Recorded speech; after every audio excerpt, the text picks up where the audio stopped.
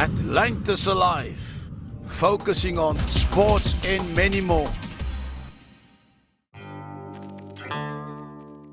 So excited and honoured on the G Show on Atlantis Alive to have this amazing sportsman. He's a rugby player and his name is Taureq Britton. Taureq, who did you represent during the time of your play?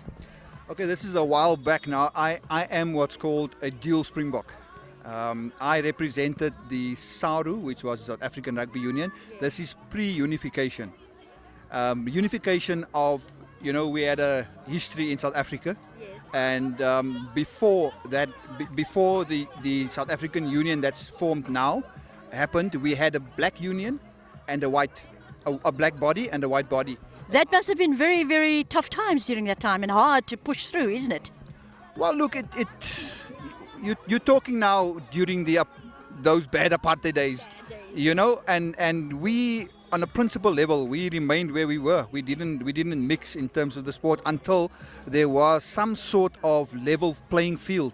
We had a slogan: "No normal sport in an abnormal society." Wow. That was the slogan that we aspired to. And the body that I played for was the SARU side, South African Rugby Union, which was the national South African side. Okay. So I represented them for 4 years. I was also vice captain of the side to Alistair Coetzee, who eventually became Springbok coach. Yes. Oh, he's an amazing man, isn't he? Yeah, he was a brilliant player as well. So in probably about 95 or something like that, our unification happened between the two bodies happened around about 92. And then round about 94, 95, there was a gesture of goodwill from the newly formed body that they handed out Springbok blazers to the black Springbok players or black SARU players. Yes. So I have a Springbok blazer and then I have the blazer that I really played for, the SARU blazer. Okay. So that's why I call myself a dual. A dual. So with this dual one, as you call it, where did that take you around the world? Well, I was really fortunate that I managed to, in Africa itself, I played in Namibia, and then I played in Kenya, and then I traveled, I loved sevens, so I played sevens in Scotland. Oh, my favorite. I love sevens too. We get dressed up. I still do. I still do. So I played sevens in Adelaide, and then I played 15s in Tonga, Fiji, Samoa. I've also played in Argentina. Yes. I've played in Bermuda, in the veteran South African side, because there's all the retired guys, the old toppies. Yes. There's a team of them. They play in a tournament in Bermuda. So I represent South Africa there for about 6 or 7 years. And we played the All Blacks, Australia, Lions, Argentina, Canada, USA, and Japan. That is quite a mouthful, quite a venture though, I love rugby myself. I go and I watch rugby. I go to the stadiums, What I like about it is the fact that they are so passionate about the game. What was the highlight of your game in rugby?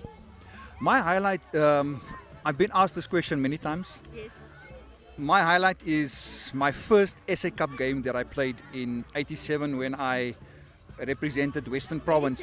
87 and 1987. 1987. Wow! One of my highlights was my first SA Cup game. Yes. that I played against a team from Port Elizabeth, KwaZulu Rugby Union. Yes. And we played at the Dan Keke Stadium. Yeah. And we won that match 3-0. And it was probably, we had about 20,000 people there. Packed stadium, packed to capacity. I was a youngster. I nearly said something, I was scared, but eventually, your instincts take over. Yes. So we won that game, so that's probably the highlight of my game, one of my SARU experiences. I do have many others in the sevens, because I played in the tournament where John Olomo played in. Yes, and so there are those things, but my top one is definitely my first SA Cup win. Oh, that is awesome and amazing. As a youngster, when did you start as a youngster playing rugby? I played for the juniors in the Strand. We grew up in the Strand, and I played for St. George's because my brother-in-law played for them. So I played juniors there, and I played in the backs. I played fullback. Okay. When I got to senior side, I eventually ended up as a lock and a loose forward, and number 8. Number 8. So tell me, what is that? There's no gender, but a lot of people don't play rugby as in females, right? So what does that mean, lock, and what does those positions mean? Okay, you have two types of players. You have what is called the forwards, those guys that scrums when they push together. Those are the forward guys. So you have 3 guys in the front row, then 2 that binds behind them. Though the guys behind them are normally the taller guys because they need to jump for the ball in the lineouts. So they called your locks. And then you have loose forwards, which is on the side of the scrum. Then the small quick guys are normally the guys at the back. You know, the backline guys, they're supposed to score the tries. So they're the quick guys, the really quick ones, yes. Now, coming back to the Anmajakut Foundation and your involvement with this event today, why are you here? When I stopped playing, I coached a bit.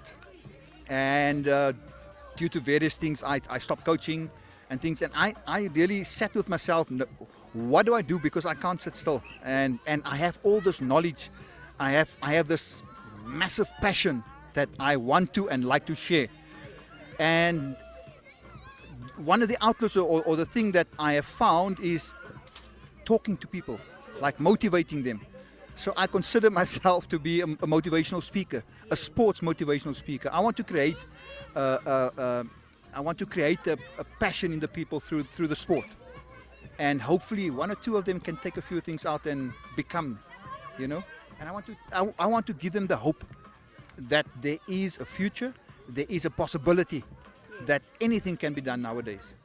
Well, Taureq, Britton, you know, I saw you today, you were inspiring those young ones, and what you said to them was so profound, you know, and like your discipline and how they need to get into this. So, guys out there, this is basically very, very important. If you're a rugby player, sports player, listen to these people who's made it in the industry of sports. They are here to inspire you because they've got the experience. So, I want to say thank you very, very much for being on our show, the G Show, Atlantis Alive, and we look forward to see more of you and hear more of you. What is your inspirational words to the youngsters out there who's starting the game of rugby?